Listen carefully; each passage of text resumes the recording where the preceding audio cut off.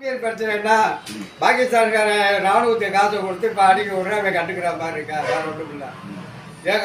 அவன் தீவிரவாதி உள்ள வந்து அட்டாக் பண்ணி 26 பேர் செத்ததுக்கு அப்புறம் 2 மணி நேரம் கழிச்சு ராணுவம் போகுதுன்னா இப்போ பாகிஸ்தான்ல நீ காசு வாங்கிட்டு தானே பேசாம இருக்க. அதான அர்த்தம். அப்புறம் நீ உள்துறையில் எதுக்கு இருக்க? ராஜினாமா பண்ணிட்டு போக வேண்டியதானே. வித்யாவே அடமானம் வச்சுட்ட, இப்போ ராணுவத்தையும் சேர்த்து அடமானம் வச்சுட்ட. உன் கெதியா இருந்தா கோர்ட்டுக்கு பதில் சொல்றியா நீ? ஒவ்வொரு கேள்வியும்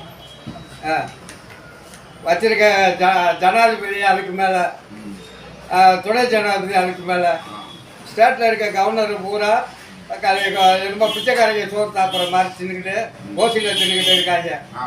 தமிழ்நாட்டு மக்களுடைய வரிப்பணத்தை தின்கிற கவர்னருக்கு பொறுப்பு இருக்குவாரு.